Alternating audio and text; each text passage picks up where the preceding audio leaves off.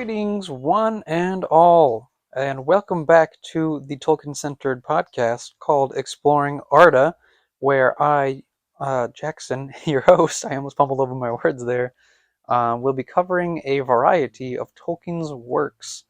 And this is all aside from Lord of the Rings and The Hobbit, as a little refresher for you guys, but if you are still here, well, then you kind of get the gist of it, and you're probably sick of this intro. So that's kind of what the show is all about. And I have started with the Silmarillion.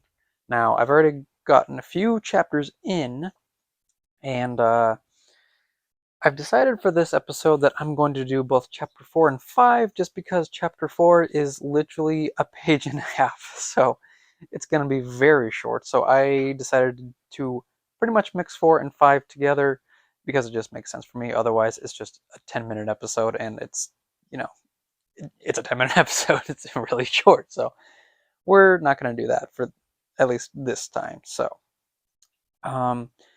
if you guys have already listened to my other previous episodes, you already know about my other podcast called Drinking Drieds, and if you don't, you can go back and listen to see what we're all about. But that's not what we're here for today. We are here for Chapter 4, called Of Thingol and Melian, and we're also here for Chapter 5 of Eldamar and the Princess of the Eldali. Or Eldalier? I think it would be Eldalier, because it has the two dots over the E. At the end.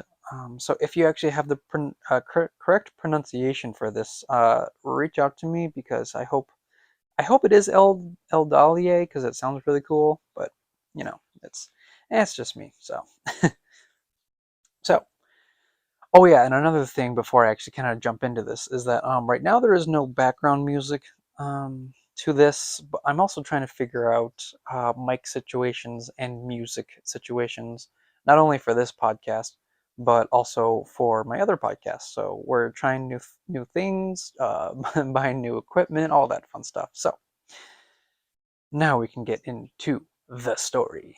So, Chapter 4 of Thingol and Melian. Melian was a Maya, of the race of the Valar.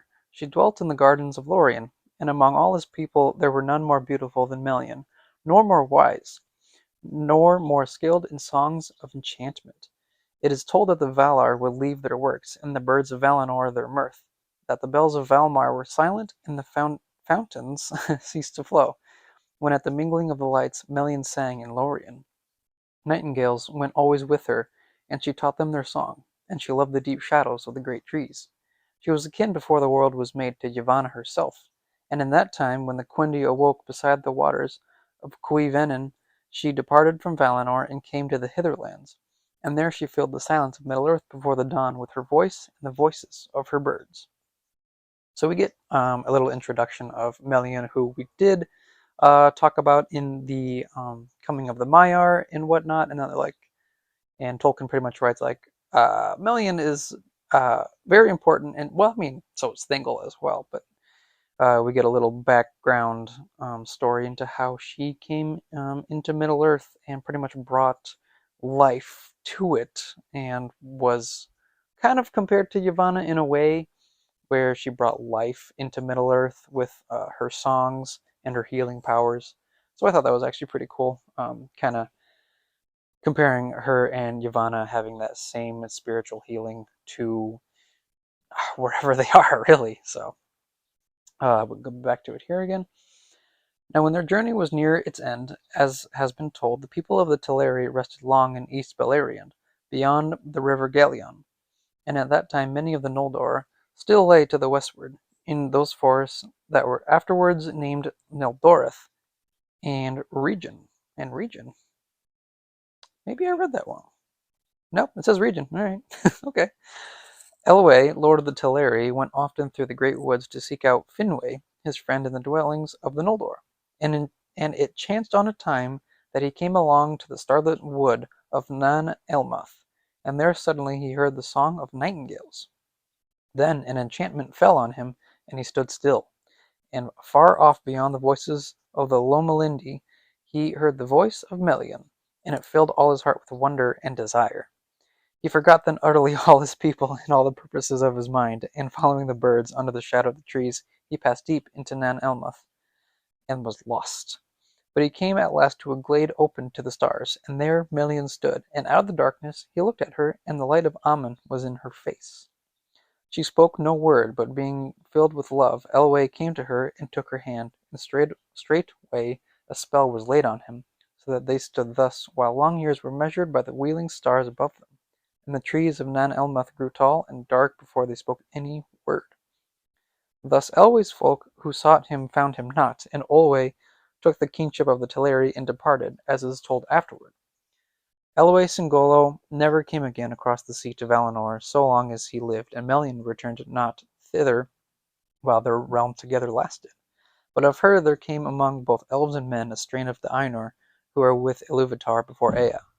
In after days he became a king renowned, and his people were all the Eldar of Beleriand. The Sindar they were named the Grey Elves, the Elves of the Twilight, and King Greymantle was he. Elu Thingol in the tongue of that land, and Melian was his queen, wiser than any child of Middle-earth, and their hidden halls were in Menegroth, the 1,000 caves in Doriath. Great power Melian lent to Thingol, who was himself great among the Eldar, for he alone of all the Sindar had seen with his own eyes the trees in the day of their flowering, and king though he was of Umanyar, he was not accounted among the more Quendi, but with the elves of the light mighty upon Middle-earth. And of the love of Thingol and Melian there came into the world the fairest of all the children of Iluvatar that was or shall ever be. Okay, so that was a long long thing to read here, but that's pretty much the whole chapter 4 there. So we get the meeting of both Melian and Elwë, who then pretty much changes his name over to Elu Thingol, but he's mostly known just as Thingol, and they pretty much establish their own lands and kingdoms, which is pretty much it's both in Menegroth and also Doriath as well. I always resort to okay, sorry, there was a little interruption of my wife here. She kind of barged into the room here, so I forgot what my thought process was of that. I think it was all about Doriath and how I um, pretty much assume their kingdom is around Doriath. So, but pretty much that's kind of all the chapter is them meeting. Pretty much Elwë being entranced with the magic and lure of Melian. So, and they actually do come into play later on in the story. So I won't say too much about it, other than pretty much that Melian had that magic of Amen, or the light of Amen. So that's pretty much why Thingol accepted her and pretty much wanted her as as his wife. So because of her holy and divine like aura, I guess you could say. So now we actually jump straight over to chapter 5, which is called Of Eldamar and the Princess of the Eldalier. So I'm going to pronounce it Eldalier for now, and if anybody wants to correct me, then that would be good, because it's a good learning process. So we shall now start again the story. In times, the hosts of the Vanyar and the Noldor came to the last western shores of the Hitherlands.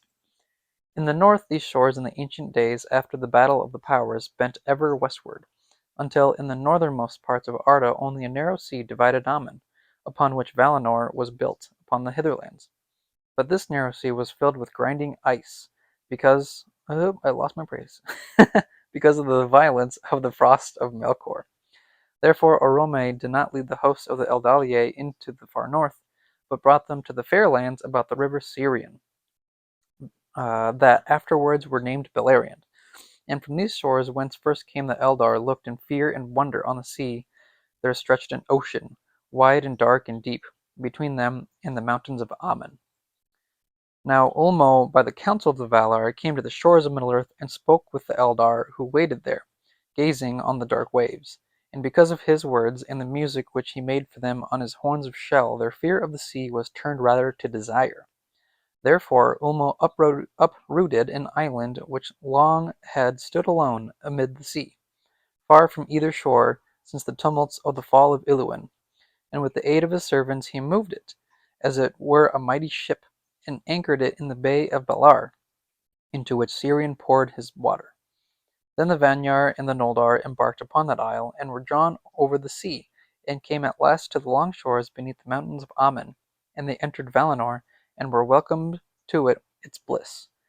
But the eastern horn of the island, which was deep grounded in the shoals of the mouths of Sirion, was broke asunder, and remained behind, and that, it is said, was the Isle of Balar, to which afterwards Ossai often came.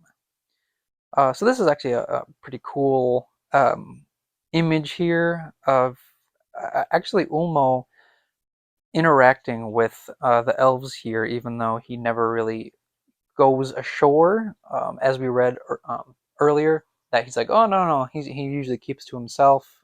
He likes to stay underwater in the depths of the sea, but now he's just like, no, I'm actually gonna help these guys out for once. I'm actually gonna practically uproot an entire island just for them to reach Valinor. So, I mean, that's just like the whole might of how powerful Ulmo really is. It's just really amazing, and also the whole grinding ice as well. If you search up a map of, I guess you could say, map of Arda, you can see that there is the grinding ice far out to the north, and I think it's called the Helcoraxe, something around that pronunciation. And later on, actually, I think, well, I don't know, somewhere in the Silmarillion, there's a group of elves that kind of go up and over. So maybe a spoiler alert, maybe not. I don't know. Sorry, guys. Uh, but now we can go back. Oh yeah, and then he pretty much, that whole island just breaks pretty much. Like he raises up the island. They're like, yeah, cool. Now we're in Valinor, and then he's like, yeah, that's pretty cool. And then just the island just collapses, and that's that. And then Ossai pretty much makes it his own hiding, well, not hiding spot, his own fortress. His waterman cave. All right, back to the story before I get further distracted here. But the Teleri remained still in Middle-earth, for they dwelt in East Beleriand far from the sea, and they heard not the summons of Ulmo until too late, and many searched still for Elwë their lord, and without him they were unwilling to depart. But when they learned that Ingwe and Finwë and their peoples were gone, then many of the Teleri pressed on the shores of Beleriand, and dwelt thereafter near the mouths of Sirion, in longing for their friends that had departed. And they took Elwë's brother, to be their king. Long they remained by the coast of the western sea, and Ossai and Uinen came to them and befriended them. And Ossai instructed them, sitting upon a rock near to the margin of the land, and of him they learned all manner of sea lore and sea music. Thus it came to be that the Teleri, who were from the beginning lovers of water, and the fair singers of all the elves, were after enamoured of the seas, and their songs were filled with the sound of waves upon the shore. When many years had passed, Ulmo hearkened to the prayers of the Noldor and of Finwë their king, who grieved at their long sundering from the Teleri, and besought him to bring them to Aman, if they would come. And most of them proved now willing indeed. But great was the grief of Ossai when Ulmo returned to the coast of Beleriand to bear them away to Valinor, for his care was for the seas of Middle-earth and the shores of the Hitherlands, and he was ill pleased that the voices of the Teleri should be heard no more in his domain. Some he persuaded to remain, and those were the Falathrim, the elves of the Falas, who in after days had dwellings at the havens of Brithomber and Elgorest, the first mariners of Middle-earth, and the first makers of ships. Círdan the shipwright was their lord. So pretty much, well, the elves that were left behind, the Teleri, who at first did appreciate and love water, they heard the calling of going to Valinor too late, as it says. So what they do is they pretty much nestle up right close to the coasts of the seas and wait for their friends to come back, as it also says there. And it really does suck, especially for the elves who absolutely love water. I'm sure they would have loved that whole trip of the whole raising the little island and sailing across the ocean. And arriving to Valinor and all that, going to the Undying Lands and whatnot, I'm sure they would have had a blast. and I, and then Ulmo comes across and he's like, "Oh, okay, well, we can bring you to Amen," but then also he's like, "No, I kind of want them to stay around, at least a few of them," and he actually does. So he's got some good charisma apparently. So back to the story here. The kinsfolk and friends of Elwë Singolo also remained in the Hitherlands, seeking him yet, though they would fain have departed to Valinor in the light of the trees if Ulmo and Olwe had been willing to tarry longer. But Olwe would be gone, and at last the main host of the Teleri embarked upon the isle, and Ulmo drew them far away. Then the friends of Elwë were left behind, and they called themselves Eglath, the Forsaken People. They dwelt in the woods and hills of Beleriand, rather than by the sea, which filled them with sorrow, but the desire of Amen was ever in their hearts. But when Elwë awoke from his long trance, he came forth from Nan Elmoth with Melian, and they dwelt thereafter in the woods in the midst of the land. Greatly though he had desired to see again the light of the trees, in the face of Melian he beheld the light of Amen as in an unclouded mirror, and in that light he was content. His people gathered about him in joy, and they were amazed. For fair and noble as he had been, now he appeared as it were a lord of the Maiar, his hair as grey silver, tallest of all the children of Iluvatar, and a high doom was before him. So pretty much all of the elves and friends and kinsfolk of Elwë stay pretty much where they are because they still want to see their lord, they still want to see their leader, and eventually once Elwë uh, or Thingol, Elwë Thingol, however you want to pretty much refer to him as, he comes out and he's like, "Guys, look, I'm here. I'm not dead." And they're like, "Wow, cool. Now let's just go live with him and Melian," because Melian is pretty much, she gets compared to the light of Amen, and Elwë is just so confident and just the greatest that he could be. So now they pretty much live in his domain, and they are happy enough, but they still love the water enough. Um, but long story short, they're content where they are. So back to the story here. Now Ossë followed after the host of Olwë, and when they were come to the bay of Eldamar, which is Elvenhome, he called to them, and they knew his voice, and begged Ulmo to stay their voyage. And Ulmo granted their request, and at his bidding Ossë made fast the island and rooted it to the foundations of the sea. Ulmo did this the more readily, for he understood the hearts of the Teleri, and in the council of the Valar he had spoken against the summons, thinking that it were better for the Quendi to remain in Middle-earth. The Valar were little pleased to learn what he had done, and Finwë grieved when the Teleri came not, and yet more when he learned that Elwë was forsaken, and knew that he should not see him again unless it were in the halls of Mandos. But the island was not moved again, and stood there alone in the bay of Eldamar, and it was called Tol Eressëa, the Lonely Island. There the Teleri abode as they wished under the stars of heaven, and yet within sight of Amen and the deathless shore. And by that long sojourn apart in the lonely island, was caused the sundering of their speech from that of the Vanyar and the Noldar. To these the Valar had given a land and a dwelling place. Even among the radiant flowers of the tree-lit gardens of Valinor, they longed still at times to see the stars. And therefore a gap was made in the great walls of the Pelori, and there, in a deep valley that ran down to the sea, the Eldar raised a high green hill. Tuna it was called. From the west, the light of the trees fell upon it, and its shadow lay ever eastward. And to the east it looked towards the bay of Elvenhome, and the lonely isle, and the shadowy seas. Then through the Calcaria, the paths of light, the radiance of the blessed realm streamed forth, kindling the dark ways to silver and gold, and it touched the lonely isle, and its western shore grew green and fair. There bloomed the first flowers that ever were east of the mountains of Amen. Alright, so pretty much these elves here, the Teleri, pretty much are founding their own spot here on this lonely isle here in the Bay of Eldamar, the Tol Eressëa, just because like they they were still waiting for the other elves as well, and Finwë's like, no, like like, just keep waiting. But then he receives news and he gets sad, and the other elves are like, oh, maybe we'll just stay here. And they all make like a gap in the mountains of Amun, and through that passive light is where the trees get to stream into that island where life gets to grow. So, which is actually really cool. It's the light of the trees is so holy and divine that it reaches even an island far off into the seas, directly for people who choose to stay there, even though the lands are literally right there on the horizon. So I just thought it was really cool. So back to the story here. Upon the crown of Tuna, the city of the elves was built, the white walls and terraces of Tyrion, and the highest of the towers of that city was the Tower of Ingwe, Mindon Eldaliev. Oh boy. I'm sorry, guys. I cannot pronounce that name. That one's hard.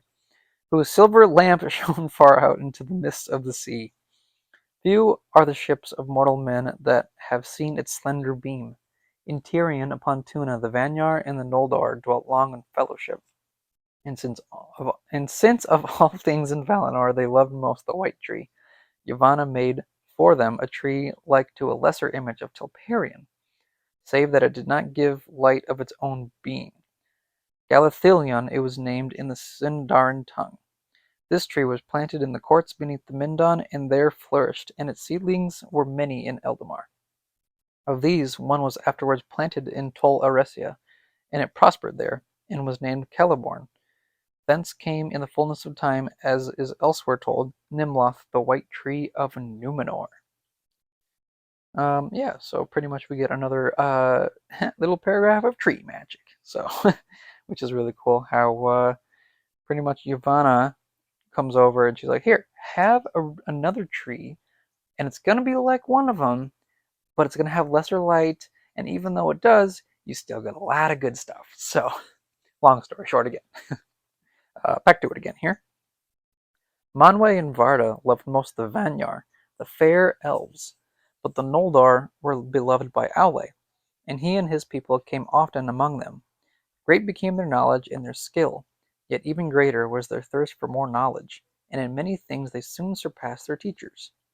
They were changeful in speech, for they had great love of words, and sought ever to find names more fit for all things that they knew or imagined. And it came to pass that the masons of the house of Finwë, quarrying in the hills after stone, for they delighted in the building of high towers, first discovered the earth gems, and brought them forth in countless myriads, and they devised tools for the cutting and shaping of gems, and carved them in many forms. They hoarded them not, but gave them freely, and by their labor enriched all Valinor. Yeah, so that's pretty cool too. That the Noldor uh, pretty much were loved by Aule, and Aule is all about delving into the earth and shaping and forming and crafting, as we have previously read of his creation of the dwarves, and so now he's back in Valinor, and now he's pretty much under his directions, maybe, that the elves began to craft and shape gems, and they're like, hey, this is cool. And they just give it out. They're like, look at this stuff. It's awesome. All right, back to the story here. The Noldor afterwards came back to Middle-earth, and this tale tells mostly of their deeds. Therefore the names and kinship of their princes may here be told, and in that form which these names later bore in the tongue of the elves of Beleriand. Um, so now we get a few names of note, and there's also a lot of names here in this chapter. So if you have to go back and do everything or re-listen to it, I completely understand. So we will now go back to the story with all the names. So it's going to be a lot of reading here. All right, so there's quite a bit of names here up ahead. Now let's go. Finwë was king of the Noldor. The sons of Finwë were Fëanor and Fingolfin and Finarfin, but the mother of Fëanor was Míriel Serinde, whereas the mother of Fingolfin and Finarfin was Indis of the Vanyar. Fëanor was the mightiest in skill of word and of hand, more learned than his brothers. His spirit burned as a flame. Fingolfin was the strongest, the most steadfast, and the most valiant.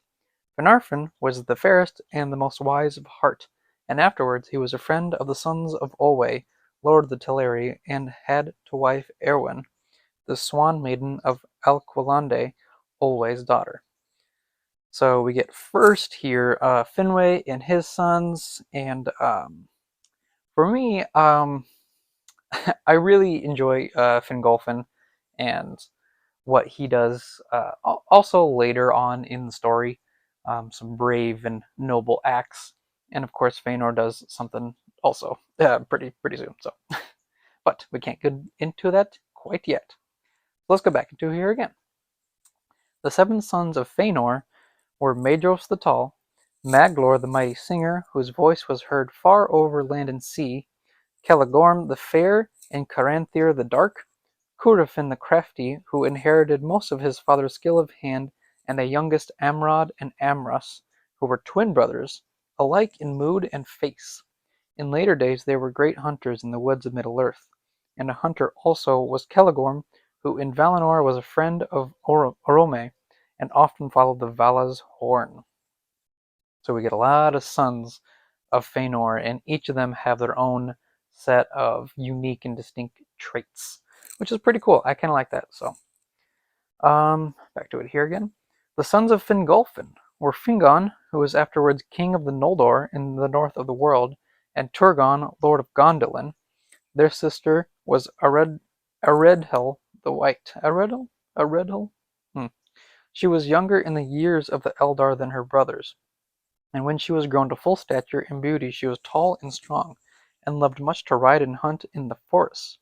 There she was often in the company of the sons of Feanor, her kin, but to none was her heart's love given. Arfaniel she was called, the White Lady of the Noldor, for she was pale, though her hair was dark, and she was never arrayed but in silver and white. So we get here the sons of Fingolfin and his daughter here, and they will also be noteworthy, especially I always have a fascination of Gondolin. So even one of Fingolfin's son, Turgon, becomes Lord of the Gondolin. So I mean, like, just the bloodline alone is just really noble. I love that word noble to describe Fingolfin and his bloodline in a way. Back to it here. The sons of Finarfin were Finrod the Faithful, who was afterwards named Felagund, Lord of Caves, Arodreth, Angrod, and Agnor. These four were as close in friendship with the sons of Fingolfin as though they were all brothers. A sister they had, Galadriel, most beautiful of all the house of Finwë. Her hair was lit with gold as though it was caught in a mesh the radiance of Laurelin. And so that's also they add that to note is that Galadriel was actually she supposedly had that light of Laurelin, which is why her hair is so golden and pretty much sought after. So I think that she actually did have some of that last light of Laurelin, which is amazing and incredible. So back to it here. Here must be told how the Teleri came at last to the land of Aman. Through a long age they dwelt in Tol Eressëa, but slowly their hearts were changed, and were drawn toward the light that flowed out over the sea to the lonely isle. There they were torn between the love of the music of the waves upon their shores, and the desire to see again their kindred, and to look upon the splendor of Valinor. But in the end desire of the light was the stronger. Therefore Ulmo, submitting to the will of the Valar, sent to them Osse, their friend, and he, though grieving, taught them the craft of shipbuilding. And when their ships were built, he brought them as his parting gift many strong-winged swans. Then the swans drew the white ships of the Teleri over the windless sea, and thus at last and latest they came to Aman and the shores of Eldamar. There they dwelt, and if they wished they could see the light of the trees, and could tread the golden streets of Valmar, and the crystal stairs of Tirion upon Tuna of the Green Hill. But most of all they sailed in their swift ships on the water of the bay of Elvenholm, or walked in the waves upon the shore with their hair gleaming in the light beyond the hill. Many jewels the Noldor gave them, opals and diamonds and pale crystals, which they strewed upon the shores and scattered in the pools. Marvelous were the beaches of Elendë in those days, and many pearls they won for themselves from the sea, and their halls were of pearl, and of pearl were the mansions of Olwe at Alqualande, my apologies, the haven of the swans, lit with many lamps. For that was their city, and the haven of their ships, and those were made in the likeness of the swans, with beaks of gold and eyes of gold and jet. The gate of that harbour was an arch of living rock sea carved, and it lay upon the confines of Eldamar, north of the Calacuria, where the light of the stars was bright and clear. So pretty much, the Teleri decide finally at last that they want to actually travel over the seas, and Ulmo's like, "All right, I got you guys." So he pretty much gives them the skill of shipbuilding, and he's like, "Okay, well, not only this, but I'll actually form these swan boats for you guys," and they gladly accept it and sail on over, and they get all these treasured jewels and gems and whatnot from the Noldor, and it's just pretty much they make it a huge, beautiful, shining, glimmering place, full of swans and crystals and what was it again? That was like all over again, pearls, I think. Yeah, so it's just a very beautiful place over there. So back to it here again. As the ages passed, the Vanyar grew to love the land of the Valar and the full light of the trees, and they forsook the city of Tirion upon Tuna, and dwelt thereafter upon the mountain of Manwë, or about the plains and woods of Valinor, and became sundered from the Noldor. But the memory of Middle-earth under the stars remained in the hearts of the Noldor, and they abode in the Calacuria, and in the hills and valleys within sound of the western sea. And though many of them went often about the land of the Valar, making far journeys in the search of the secrets of land and water and of all living things, yet the peoples of Tuna and Alqualande drew together in those days. Finwë was king in Tirion, and Olwë in Alqualande, but Ingwë was ever held the high king of all the elves. He abode thereafter at the feet of Manwë upon Taniquetil.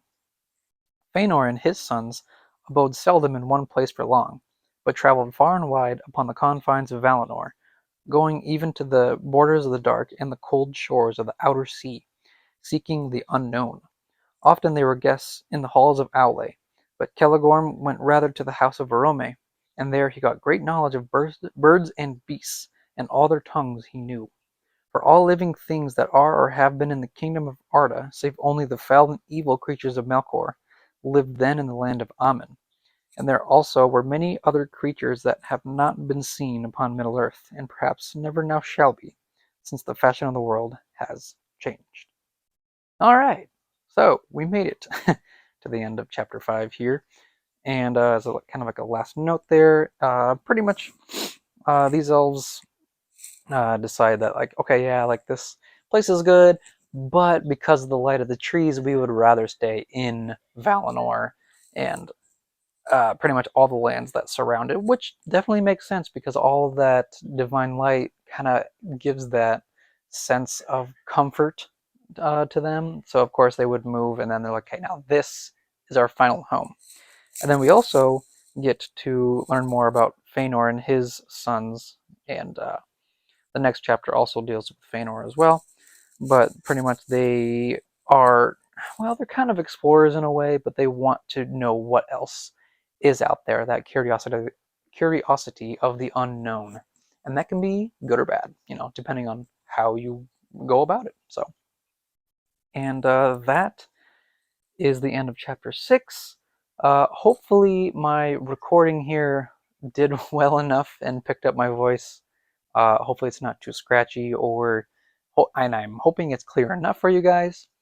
If it is, I'm going to try to get some background music to it, but I still have to figure out all of that stuff, and it's tricky. So just kind of bear with me, guys. This might be a silent episode and might not be. So yeah, that's kind of all I have to say. Otherwise, I just keep repeating myself. In that news, I have tried to I've tried again to upload this again to iTunes or Apple Podcasts. It's just there's a lot of steps involved into it, so I still got to see about that. If not, this is available on Anchor and Spotify and Castbox so far, and it's decent enough. It's a decent enough start, and I know that I have a few listens a couple listens already on Castbox, so that's amazing. So whoever you guys are out there, I mean, thank you. it's it's amazing that I already have even a few listens already. So that really kind of like even a couple is good enough. And even if I don't get any again, I just want to keep posting and see where it all goes. So in that case, just stay tuned for any future episodes, and may the light of Elbereth be with you all. Farewell.